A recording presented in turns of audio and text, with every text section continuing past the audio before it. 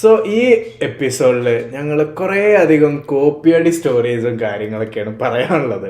അപ്പൊ കാനഡയില് കോപ്പിയടി എന്ന് വെച്ചാല് നമ്മളെ നാട്ടിലെ മാത്രമല്ല, ഭയങ്കര ഒരു ബിഗ് തിങ്ങാ.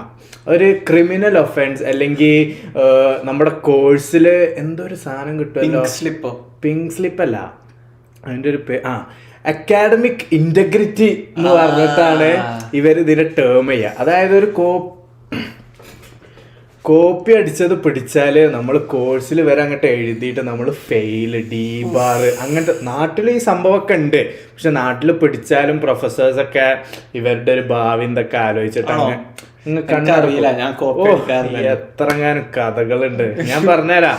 അതെ, ഈ കനേഡിയൻസിന്റെ ഒരു പ്രത്യേകത എന്താന്ന് വെച്ചാൽ, നമ്മളുടെ ഒരു എക്സാമിനേഷൻ ക്ലാസ് ഒക്കെ എങ്ങനെയായിരുന്നു, ഇപ്പൊ നമ്മളെ ക്ലാസ്സിലുള്ള വേറെ പയ്യൻ ഡിസ്റ്റൻസ് ഒക്കെ വിട്ടിരുത്തല്ലേ ചെയ്യാ. പക്ഷെ കനേഡിയൻസ് പറയുമ്പോൾ അവര് ഇങ്ങനെ തോളോട് തോള് ചേർന്നിട്ടാണ് അവര് ഇരിക്കുക എക്സാമിന്. പക്ഷെ ആരോടും ഒന്നും ചോദിക്കില്ല, ചീറ്റ് ചെയ്യൂല. അതെ, ഈ കാര്യത്തിലൊക്കെ ഭയങ്കര ഒരു ഇന്റഗ്രിറ്റി ആണ് കനേഡിയൻസ്. ഞങ്ങളെ പ്രൊഫസർ ഒരു ഇന്ത്യൻ പ്രൊഫസർ ആയിരുന്നു.